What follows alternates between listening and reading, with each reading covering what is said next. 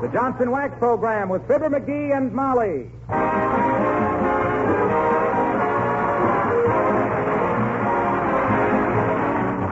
The makers of Johnson's Wax and Johnson's Self-Polishing Glow Coat present Fibber, McGee, and Molly, written by Don Quinn with songs by the King's Men and music by Billy Mills Orchestra. The show opens with You Do Something to Me.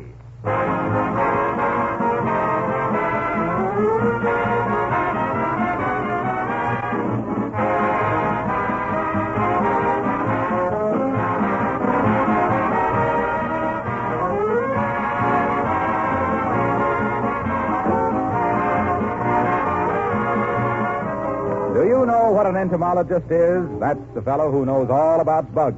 Well, I'm not really an entomologist, but I do know one thing about bugs. They hit your windshield and the hood of your car with a bang at this time of year, and they do a lot of damage to the finish if you don't remove them. Washing won't take them off as a rule. What you need for that job is Johnson's Car New, the sensational new polish that cleans and polishes your car with one application, that does two jobs at once in short order. Car New is not only a wonderful time and labor saver, but it's the easy way to keep your car looking its best. Car New is a liquid. You rub it on, let it dry, wipe it off.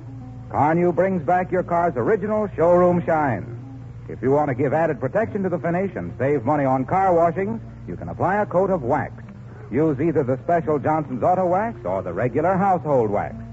Ask your auto supply store, service station, or regular wax dealer for a package of Johnson's Car New, spelled C-A-R-N-U.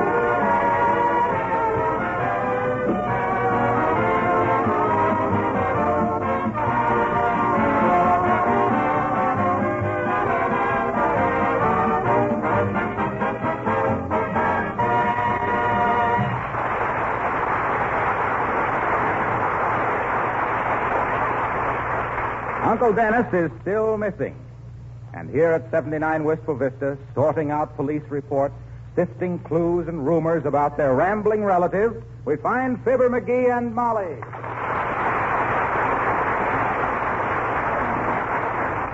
Well, McGee, it's been 9 days since Uncle Dennis disappeared, and I'm awfully worried. Me too. I'm getting kind of nervous about him myself.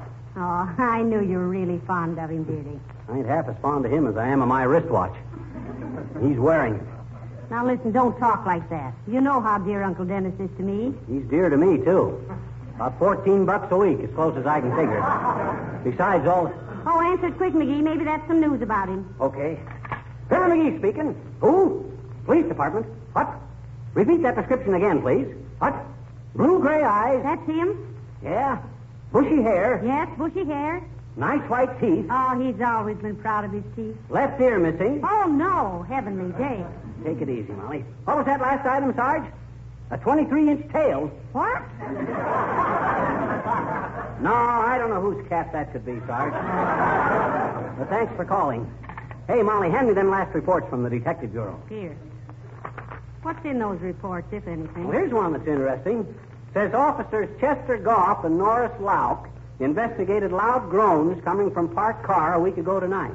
My goodness, who was groaning? 3 people listening to Fibber, McGee, and Molly.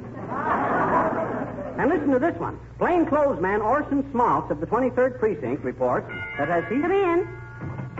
Mr. McGee here. I'm Mr. McGee, officer. You got some news about Uncle Dennis? Nothing important, sir. But Abdul Scridamujian, owner of the Turkish Bath at 14th and Oak Street, says a man answering your uncle's description came in a week ago, Monday night. That's the night he disappeared. That's yes. right. We call it Blue Monday because that's the day he blew. Did you get it, Molly? I said we Ain't call... funny, McGee. Well, we got to keep a sense of humor through this. Yeah, but you kept that one too long. That one's spoiled. But what did Uncle Dennis do in the Turkish bath, officer? Well, lady, all he wanted was an alcohol rub. That was him, all right. While he was getting it, a little dog come in through the open door and run away with all his things. Oh, so that's how Peepy got all his clothes. Yes, go on, officer. Well, all he had left was his shorts and socks and a walking stick. While the Turkish bath man was out for a minute, this man left. He left wearing only his shorts and a walking stick, eh? Oh, dear Uncle Dennis, he was always so fussy about his appearance. Is that all, officer? Yes, ma'am. Oh, no. His money was in his clothes that the dog took, so he couldn't pay for his alcohol rub, so he left his gold wristwatch as security. I'll let you know if we hear anything more, folks. At least he was honest enough not to skip out without paying for his alcohol. Hey, that was my wristwatch. He can't do that with my property. Give me the phone, Molly. No. Keep calm, McGee. I'm calm. I'm cool. I ain't excited. Where's the phone? In your hand. Which hand? Oh, I got it. Hello, operator. Give me the Turkish bath at 14th and Oak upstairs over Mert. Is that you? How's every little thing, Mert? Is, eh? What say, Mert? Your little niece. Gee, I'm sorry to hear that, Mert. What happened to her little niece, McGee? She got 'em all skinned up shooting craps last night. What say, Mert? Oh, okay, I'll call him later. That burns me up, Molly, leaving my wristwatch to pay for his alcohol rub. Well, now listen, you can buy a new watch, but we only had one Uncle Dennis. Well, I prefer the watch. It keeps better hours. Where are you going, Molly? I'm going up to his room once more and see if I can find any clues. Call me if you hear anything, McGee. Okay. Short socks and a walking stick, eh? Well, he can't get far in that costume because probably another cop. Come in. Hi, mister. Oh, hello there, sis. Don't bother me now because I'm all upset about Uncle Dennis being missing. Well, gee, if I were you, mister, I'd get into something loose and lie down and relax and eat only bland foods for a few days. What do you mean, blonde foods? You mean bland foods. Soft foods like milk and eggs and milk. I know it. All us nurses recommend that when you're upset about something. Oh, now, wait a minute, sis. What's this about us nurses? I guess you don't read the papers or listen to the radio much, mister. The government is calling for 54,999 women to enter schools of nursing and prepare themselves for national defense. How many? 54,999. The way I heard it, it was 55,000. I know it, but my application is already in. You're a little young to be a nurse, aren't you, sis? Well, they said on the radio they want young women, and I've been practicing all week on my dolls. Oh, you have, huh? I says you have, eh? Have what? You've been practicing all week on your doll. How do you know, mister? Never mind. Hey, by the way, do you know how to treat a case of certified whimsy, sis, with a compound fairness of the portocran? I'm serious, sis. What would you do in a case like that? I'd give him 2 teaspoons of brow for I gave it half eye. You got me, sis. I says you got me. Yeah, but I don't want to, I bet you. And I'm serious about being a nurse, too, mister. Here, now, read this. What? Oh, okay. Nursing always furnishes great opportunities for service, and never more than at present, when the nation's armed forces need the assistance of every person in this country. We strongly urge qualified young women to consider nursing as a career and to think also of the great opportunities offered by the Nurses Corps of the United States Army and Navy. There, you see? Oh, sure, sis, I knew that, but I still think you're just a trifle on the underdone side to be volunteering your services. What could you do? I bet you I could drive an ambulance, I bet you. Oh, yeah? Sure, and us women are better drivers than men, too. That's so. How do you figure that? Well, you show me just one man that can powder his nose in the rearview mirror, straighten the seams in his stockings, talk to 3 friends, signal for a left turn and then make a right turn, and drive through traffic all at the same time. Just show me, mister. What'd you say, mister? Nothing. I know it, and I'm proud of you. So long, mister.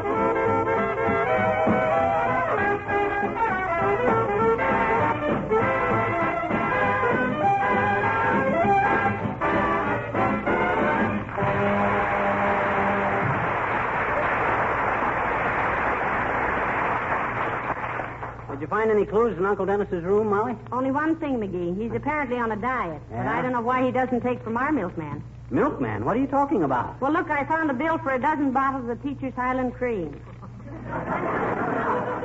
Oh, yeah, Highland Cream. He pours that in his oatmeal. No, he doesn't like oatmeal. Okay, then he just pours it in. Poor Uncle Dennis. I wonder if we'll ever know what happened to him. You'll probably never know, and I'll probably never care. That guy to me was always just... Come in. Oh, Mrs. Duffington. Come in, Abigail, dear. How do you do, Mr. McGee? And Mr. McGee? Hi, Uppy. How's Fifi the puppy? Oh, Phoebe, the dear little thing is completely worn out, Miss McGee. Oh, sorry. You know, I think she knows about Uncle Dennis and is suffering intensely. She's suffering. How about me? Uncle Dennis is the only uncle I have. I hope I can depend on that. Well, all I can say, Uppy, is that pin-headed little pooch of yours sure led us a merry chase last week. There's a hound that ought to go back to the Baskervilles. Please, Mr. McGee, Phoebe did all she could under the circumstances. After all, she is not a bird dog. Well, why should we want a bird dog? Well, I understood Mr. McGee to say that Uncle Dennis was full of old crow when he flew the coop.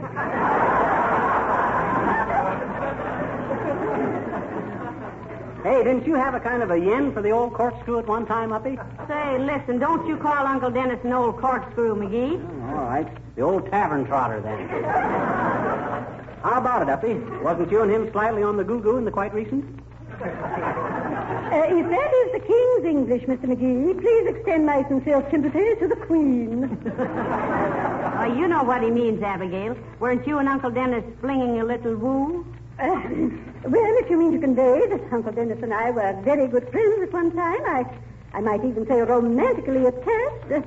Yes. But we quarreled. I never did know what happened, Abigail. Though if it's any of my business, and I know it isn't, but I hope you'll tell me anyway, even if I haven't any excuse for asking. Except for mere curiosity, which you've forgiven anybody, but after all... What did I start out to say? You started to ask Uppy which of them flatted the high notes in their song of love. Oh, it was all so foolish, Miss McGee. As I look back upon it, the whole incident was simply ridiculous.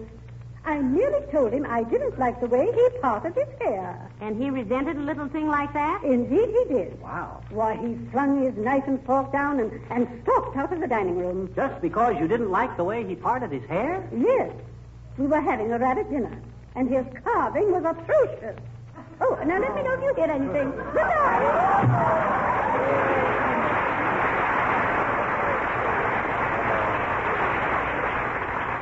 Rabbit dinner. Parted his hair. Oh, brother. Now, listen, don't sneer, McGee. Oh. Heavenly days, when I remember what you've been quoted as saying in that pocket magazine, I marvel. You marvel at what? At what those readers digest.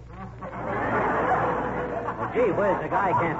Hello, folks. Hey, have you heard anything about Uncle Dennis? Not a word, Mr. Wilcox, except that he was last seen in a Turkish bath. Yeah, he was getting an alcohol rub, Harlow, which would be anybody's first guess. You heard anything?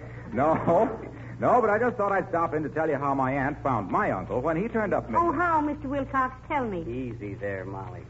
Anytime this guy volunteers any information, you always wind up at your nearest dealer's buying a container of guess what? Well, I don't care. I want to know how Mr. Wilcox found his uncle. Not that I ever knew he had one. Me either. I knew he had aunts, but not uncles. Well, it was a pretty snappy idea at that. The minute my uncle had been missing 5 days, my aunt dashed out to the store and bought some Johnson's wax. Yes, yes. Then she dashed home again and used the Johnson's wax on her floors, furniture, woodwork, windowsills, lampshades, everything that required a protective, beautifying finish that would keep out the dampness, keep off the dust, keep everything looking smart and bright, keep the... Oh, keep. How about your uncle? Well, sir, her house looked so cheerful and clean that all the neighbors were raving about it. The gossip finally got to my uncle, and he came home out of sheer curiosity. He was an inquisitive old cuss. But where had he been all this time? He wouldn't tell us, and you know why? I'm a fool. I'll bite. Why? Because he said if my aunt ever stopped using Johnson's wax, he was going back there again. Just think that over, Molly. But now listen, McGee, I do use Johnson's wax. That won't bring back Uncle Dennis. Quiet, or it'll bring back Uncle Harlow. Hey, give me the phone. Who are you going to call now? Mayor Latrivia. He promised us he was going to have his police force drag out the throw net. Throw out the dragnet. Yes, he promised. Give me the phone. Here. Thanks. Hello, operator. Give me the office of Mayor Latrivia on the top floor of Mert. How are you? Oh, dear. How's every little thing, Mert? Tis, eh? What's say, Mert? McGee. McGee, we've already done one of those. We have? Oh, yeah. Hold everything, Mert. We've already done one. Yeah. What say, Mert? No, I wanted to talk to the mayor about... Come in. Hello, Mr. McGee. Hello, McGee. Oh, hi, Latrivia. Run upstairs and grab that extension phone. I've been trying to get you. McGee, you don't need the phone. He's right here. Where? Oh, yeah. Hello, Mert. Never mind. Thanks anyway. Hi, Latrivia. Hello. Tell us, Mr. Mayor, have you heard anything about poor Uncle Dennis? Mrs. McGee, I regret to say that up to date we have had no really important clues, but don't give up. I wish you hadn't said that, Latrivia. I kind of wanted to give up. Well, I won't. Tell me, Mr. Mayor, isn't there any hope? Oh, of course there is, Mrs. McGee. Most missing persons are found in the course of time. I remember one case a few years ago. Bank clerk of Grand Rapids, Michigan, absconded with $30,000. He was found years later right here in Wistful Vista. What was he doing? He was our chief of police. That's why I tell you, Mrs. McGee, as Horace Greeley so well said, don't give up the ship. No, I thought John Paul Jones said that. No, it was John Paul Jones who said, you may fire when ready, Gridley. Well, then who said go west, young man? Jimmy Doolittle.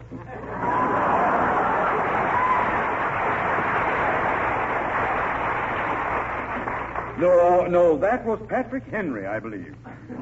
No, it couldn't have been. He couldn't fly an airplane. Who said he could? Well, if he went with Jimmy Doolittle, he'd have to. But that's ridiculous. Patrick Henry was born in 1736. Ain't that marvelous? Imagine a guy his age flying an airplane. Well, maybe one of the younger fellas helped him. But I tell you, it was impossible. To guys like Doolittle, nothing is impossible, Latrivia. Sure. Besides, he's a general now, and if he wanted to take Patrick Henry with him, he had plenty of authority. But, Mrs. McGee, you don't understand. Patrick Henry is not living. Listen to him, Molly. Here's a guy that flies with Doolittle and bombs Tokyo, and Latrivia stands there and says he ain't living. I'd like to know what you call living. Sure, me too. I don't think you have the right attitude about this whole thing, Mr. Mayor. Yeah, making nasty remarks about our Air Force. Yes. I made no nasty remarks. I merely tried to tell you that Patrick Henry died in 1799. He was a contemporary of George Washington. And what was so contemptible about Washington, I'd like to know? I didn't say he was contemptible. I said Patrick Henry was born in so 1799. Patrick Henry was contemptible, too, was he? Give me the phone, Molly. I'm calling the FBI right now. Aren't you ashamed, Mr. Mayor? A man of your standing. Now, please, just listen to me. Hello. Put down that phone, McGee. This is all a misunderstanding. I'm as good an American as you are. A likely story. But I am. Why, even now I'm on my way down to address a mass meeting at the Coliseum. What about? Nurses. The government is issuing a call for 55,000 young women. Oh, yeah, we heard about that, Latrivia. Yes. I'm going down to try and impress upon people the urgent fact that the demand for trained nurses will not cease with the end of the present emergency. What do you mean, Mr. Mayor? I mean that when peace finally comes, the whole war-torn world will be looking to America for help, for food, for medicine and materials to rebuild its shattered cities and broken people. We shall need nurses and doctors in untold numbers to prevent complete collapse. Nursing offers more security and wider opportunities than any other occupation open to young women. I shall urge all of them who hear me to get in touch with their state nurses association or see their local Red Cross unit for information. Well, good for you, Latrivia. Go to it. Sure, it's a good cause, Mr. Mayor. Yeah. And forget about Patrick Henry. We were just fooling. You were? Sure we were. We knew you wouldn't make any snide remarks about a guy that had gumption enough to fly with Doolittle. But I tell you, McGee, that's him. Never mind. I just hope he enjoyed the trip.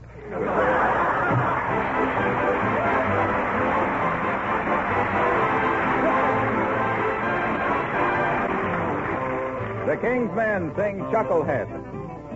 Down the block there lives a fellow known to everybody as Chucklehead.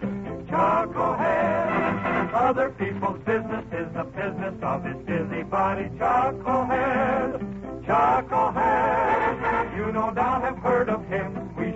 a bird to him. Junior's chucklehead, he acts his pride and joy.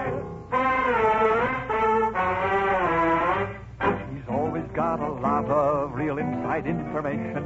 He's sure that all the big boys are ruining the nation. He warns that all our allies are gonna pull a fast one. He says that he hates rumors. Then gives out with the last one. He'll give you inside dope on his brother in the service. Explain to any stranger our soldiers are so nervous. He buys a dime defense set, then brags all over town. Oh, somebody oughta smack him down. Oh, Chucklehead, you know Chucklehead, Junior's Chucklehead, the action, pride, and joy. His tongue is always wagging, keeps going night and day. Whenever he hears rumors, he helps them on their way. He says he hates all hoarders, this patriotic feller, but you should see what's hidden away down in his cellar. His great big ears are waving and catching all that's new. He'll tell you all the gossip and never miss a cue. So if you ever meet him, be careful what you do, or you'll be another Chucklehead too. Oh, Chucklehead, you know Chucklehead, Junior's Chucklehead, the axis, pride, and joy. Oh, Chucklehead, you know Chucklehead, Junior's Chucklehead, the axis, pride, and joy.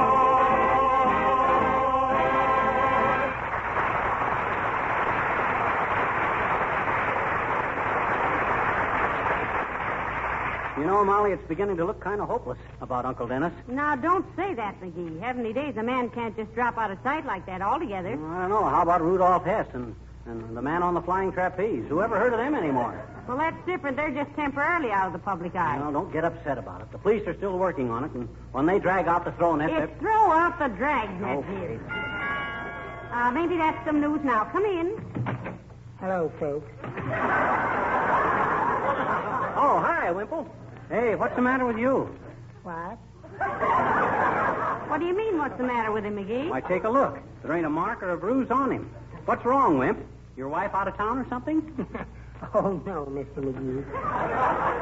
I just look like this because I've been running things around our house lately. Oh, you've been running things yourself. Yes. I've been running the errands and the vacuum cleaner and the washing machine and so. In other words, everything's about as usual at the Chateau Wimple. Yes. But have you heard anything about Uncle Dennis? No, we haven't, Wimp. Why? Well, I just got to thinking, Mr. McGee. Huh?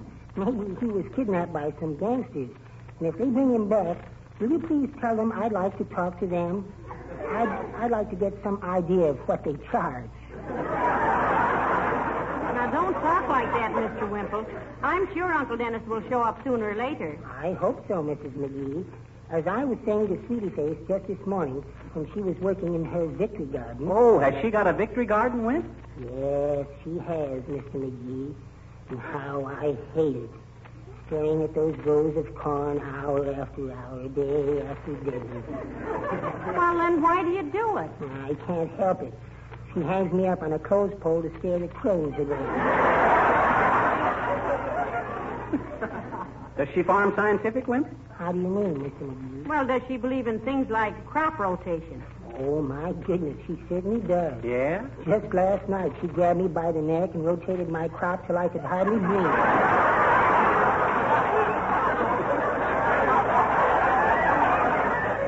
But I've got to be going now. I really hope you find Uncle Dennis. Yeah, what's your hurry? Where are you going? I have to meet Sweetie Face at the insurance office. Oh. She's insuring her right thumb for $10,000. Her thumb for $10,000. Is she going to take up hitchhiking or something? Nobody's thumb is worth $10,000, Wimp. Hers is to her. That's the thumb she keeps me under. Well, goodbye.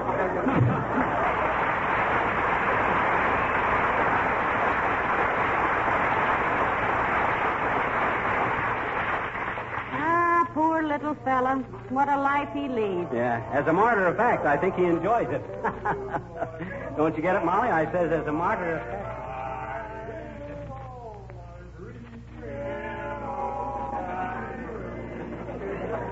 Now, what on earth is that?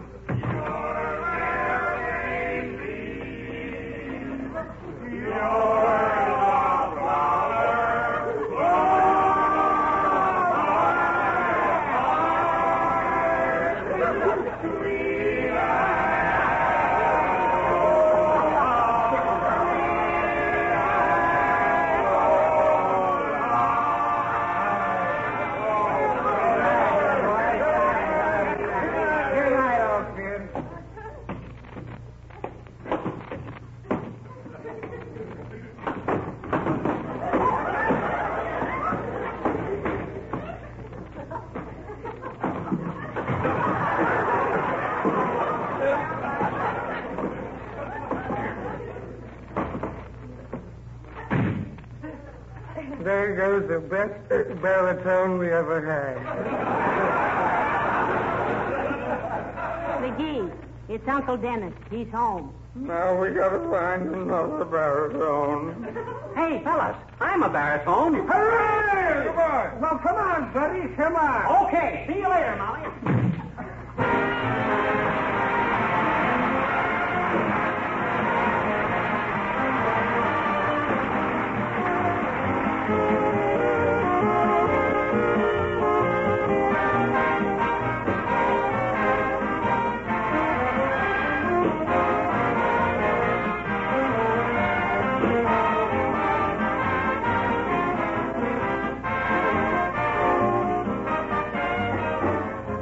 We hear a lot today about conservation. To many people, it seems to be a new idea. Certainly an important one now with the war to win.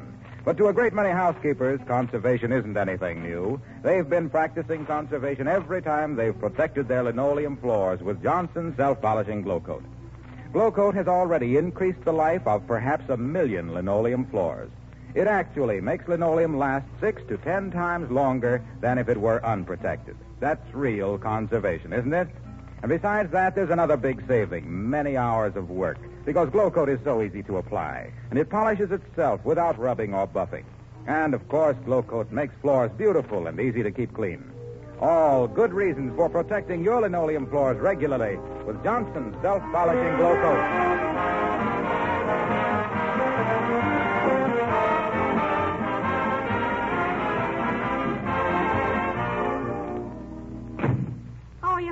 McGee? Didn't you like the quartet? No, we had argument.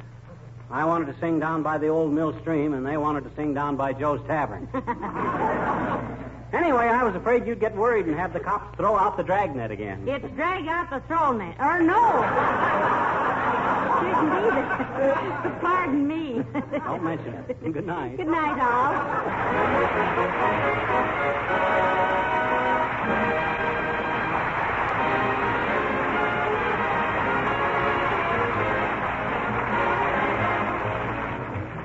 Fibber, McGee, and Molly programs are short-waved each week to our armed forces throughout the world. This is Harlow Wilcox, speaking for the makers of Johnston Wax Finishes for Home and Industry, inviting you to be with us again next Tuesday night. Good night. This program has reached you from Hollywood. This is the National Broadcasting Company.